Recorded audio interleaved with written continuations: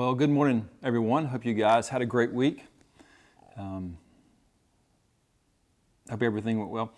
I know we had a weather change this week, so I hope everybody recovered from that cool down we had early part of the week. It really felt nice to actually get back into some seasonal weather. Anyway, I want to continue on this week with talking about faith. I want to press in, and I just want to remind you, last week when I challenged us to get with not only our spouse, but maybe get with one other person. It's year 2022, talking about the twos, where two or more agree on something, talking about Matthew chapter 16, where two or more agree on a thing. So to continue just to encourage us to get with one another, believe for something together, begin to pray and press in, and begin to and continue on with that and track that and look forward to the testimony when it comes. So don't forget to do that. And if you haven't started yet, it's okay. Take the time to think about the right person to be with and the right person to pray with, and then just begin and start that. So remember, we're doing faith, hope, and love over the next couple of weeks, and we're on faith right now in 1 Corinthians chapter 13. It says, talking about what abides right now, faith, hope, and love, and the greatest of these is love. And so what I want us to do over the next couple of weeks is continue to unpack different places in Scripture where faith is talked about and understand faith, where hope is talked about, understand hope, and where love is talked about and understand love. Because those are essential building blocks to us as believers, the sons and daughters of the kingdom. Those are building blocks that we need to understand and continually have the Lord unpack them to us. So today we're going to be in Mark chapter 8. We're going to be in the New King James Version. So if you want to turn there right now, Mark chapter 8. We're going to be about verse 24 through about 30. And today we're going to look at... last week we were in Matthew 8, and we're talking about the Roman soldier, the centurion. He was a Gentile; he wasn't even a Jew, and how great faith he had. Where Jesus says, "I've never seen such great faith as I did you whenever you came to me and said, I didn't even need to come underneath your household. I could just speak a word." They understand that Jesus had the authority to just speak a word in a place, and it would happen in another place. So today I want to kind of jump into another Gentile, another non-Jew that Jesus commended for their faith. Because what I want to do is we got to continue to read these stories fresh. Let what's in there come out. Let the parts of faith come out. Let new things be awakened, and let old things be nourished and moved around. And so we're going to be there with this young lady in Mark chapter 7, and we're going to look at that 7:24 through the following verses around verse 30, and just look and see what faith she has. Because remember, we defined faith last week as the conviction of something to be true, or the conviction of a truth.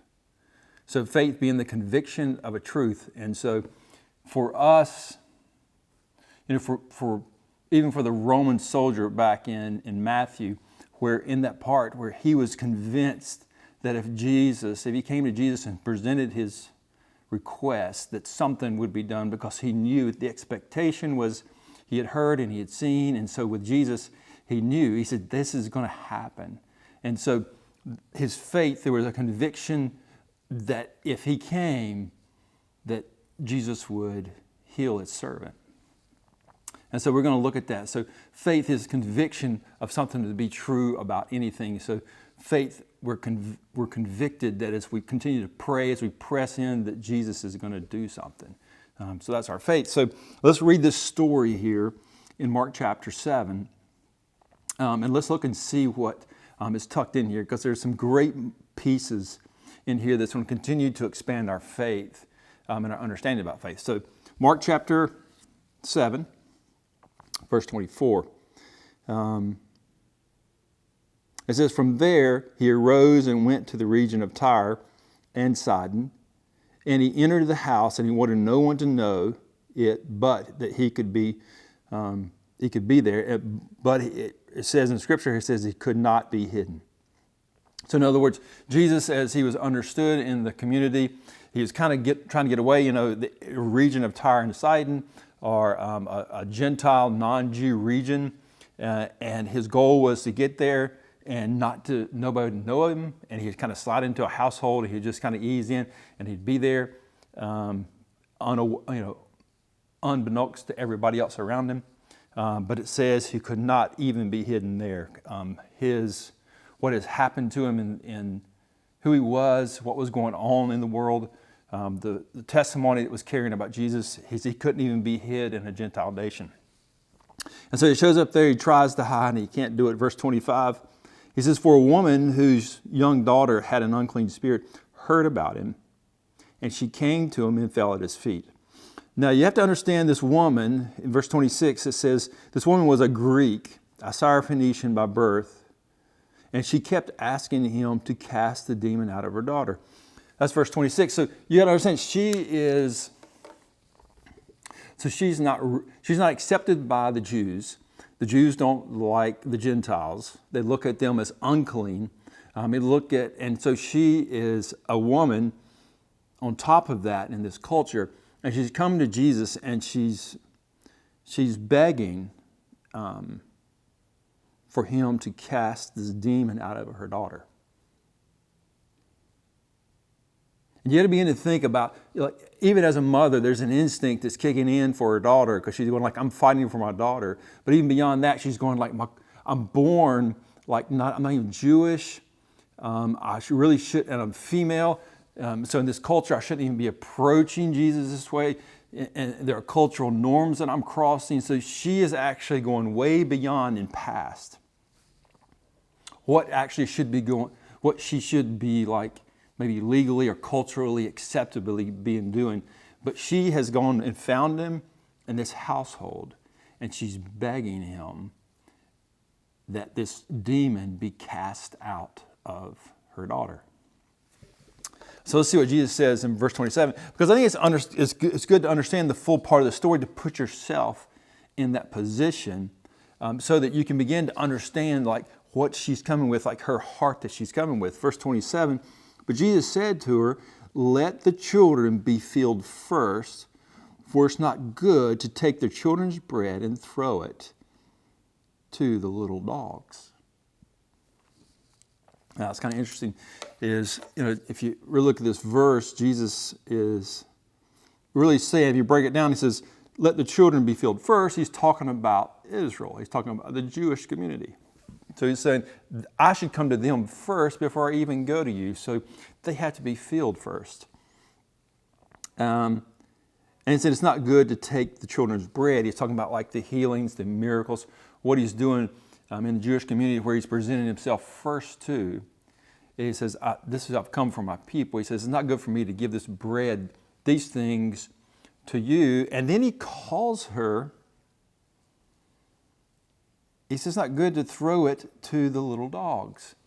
So literally Jesus is calling her a dog. Now, listen, in the cultural setting here, if you look at the setting, they were typically, referred to the Gentiles from the Jewish perspective, or like Jewish, like these outcasts, these scavengers. And Jesus uses a little tamer term in the Greek. He says, you little dogs. He actually refers to her as a house pet.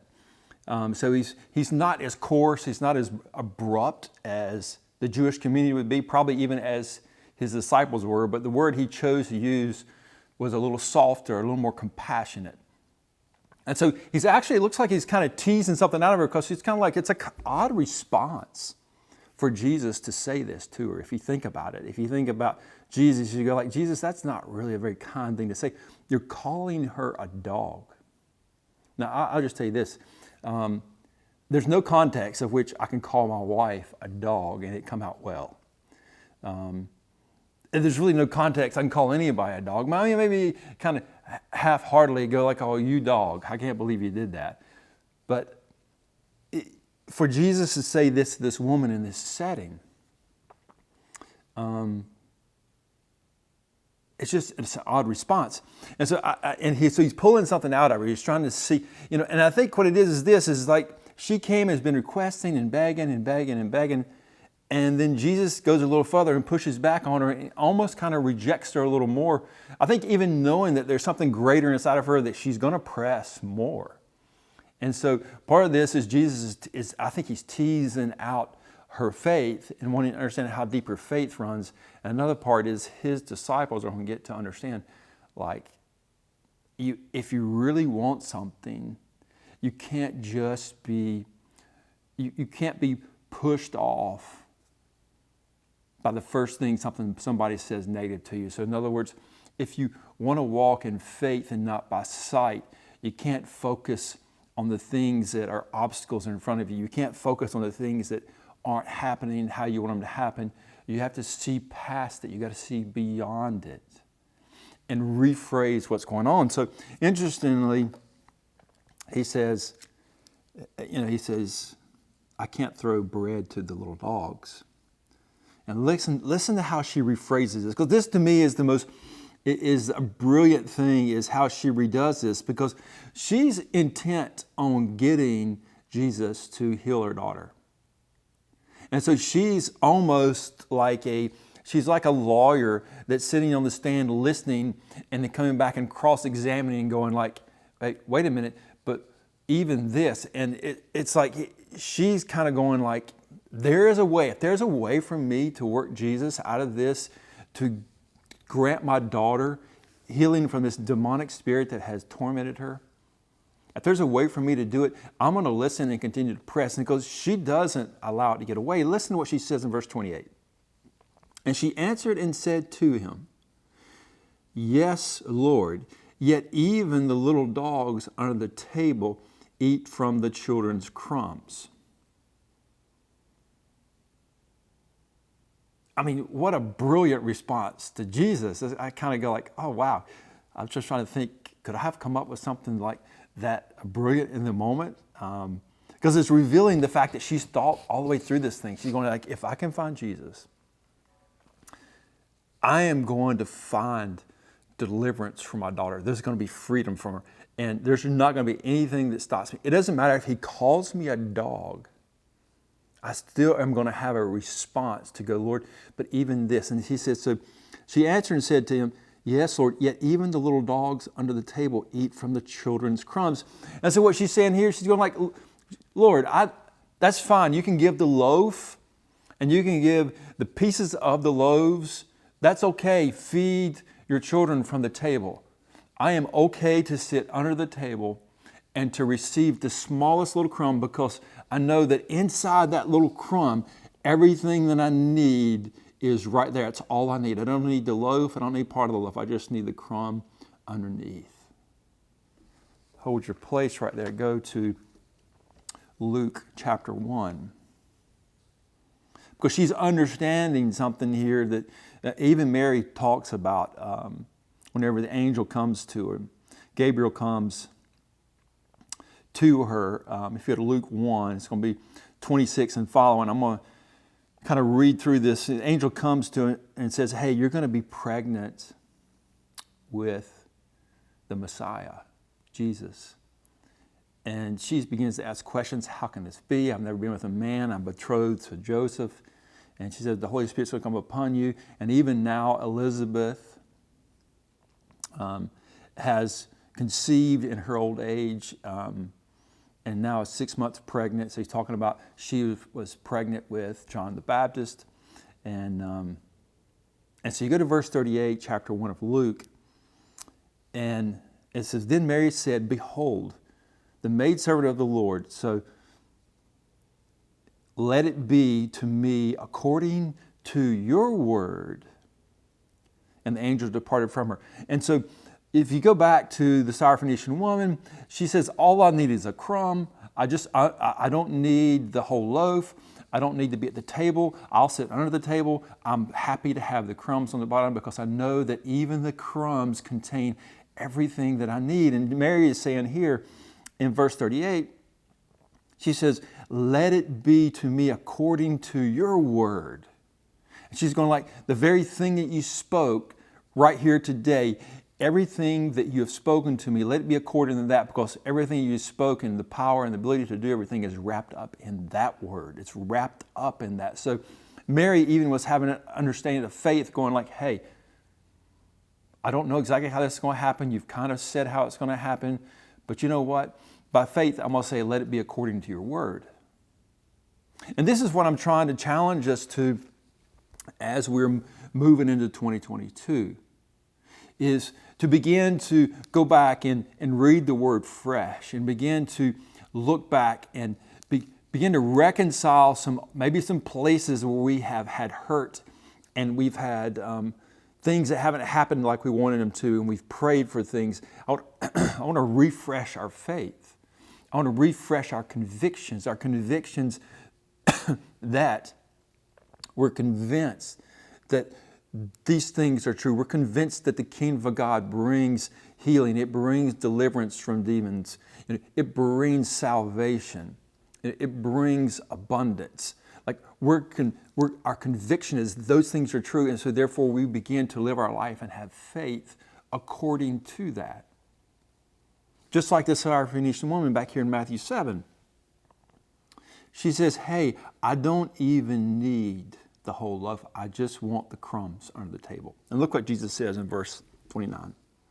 And he said to her, for this saying, go your way, the demon has gone out of your daughter.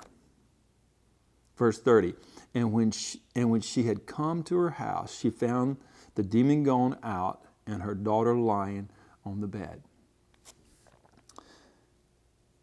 And Jesus just said, hey, it's like he pushed her until he found the edge of her faith, going like, she's not going to, she's okay to just accept the little crumbs under the table, going like, if I can just get some of the bread, I'm okay, and I'm okay if it's just a crumb. Because she understood that it doesn't take the whole loaf, I just need a piece of it. And she wasn't willing, even when Jesus pushed back on her and said, hey, I have to give bread to my children first. I can't give it to the little dogs. And she's going like, hey, the little dogs lay at the table and they're happy to eat the crumbs and be fed. And she's going like, I'm happy to just have a crumb under your table, because I know that's what will set my daughter free. And so the faith and the tenacity she had to press in and push in and say, I'm not going anywhere. And the saying, and Jesus says, it's the saying. She says, because there's an understanding of faith that comes through her saying in verse 29. Then he said to her, for this saying, go your way. The demon has gone out of your daughter. Jesus understood the level of faith and understanding she had. And he said, for that, what you've requested has happened. And so for us as a body, as we read this and we go back to the Roman, I want us to begin to, I really want to flip things upside down and bring refreshment to our faith. Refreshment to the convictions that we have about our faith. And if there are things that we're not sure about, to go into the scriptures and dig and let them be so, and then begin to walk in that conviction, walk in those truths, and let our faith begin to account for and begin to broker the kingdom of heaven here on earth.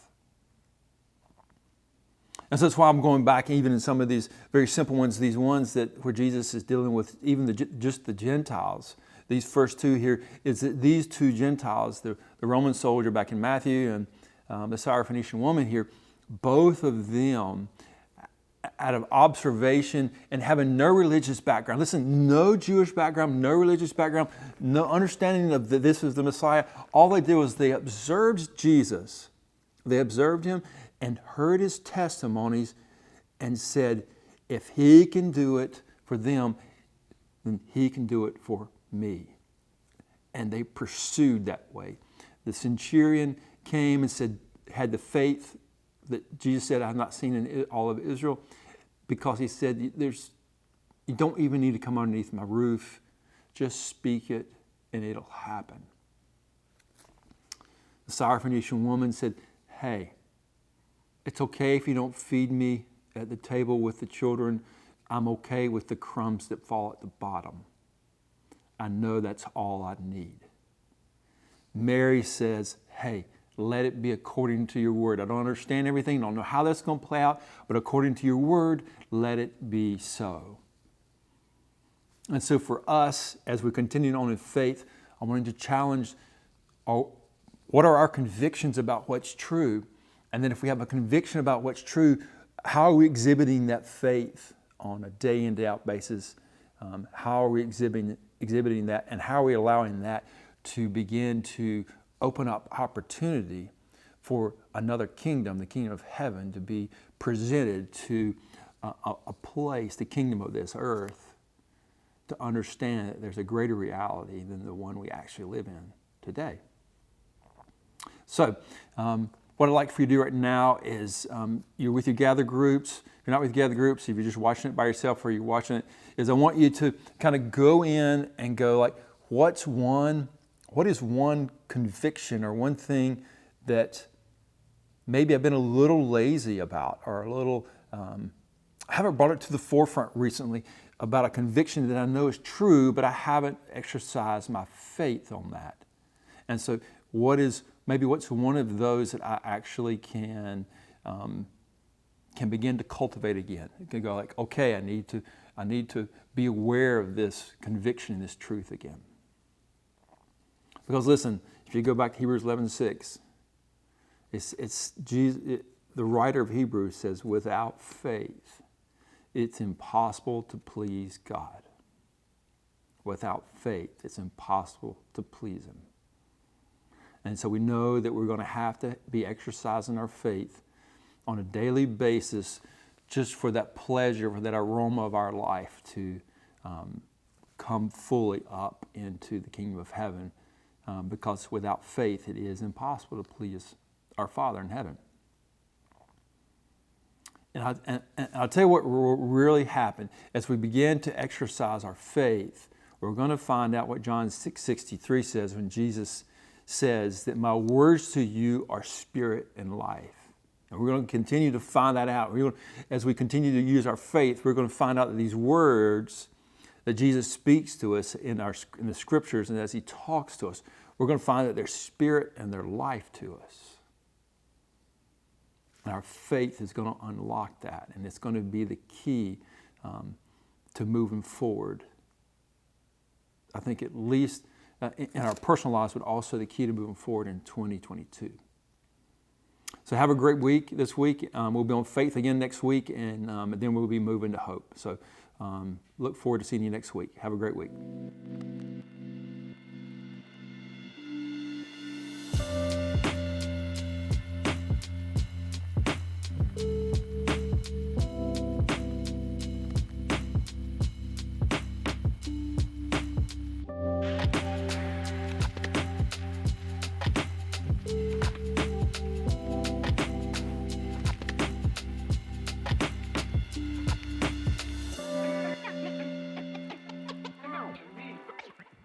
Me.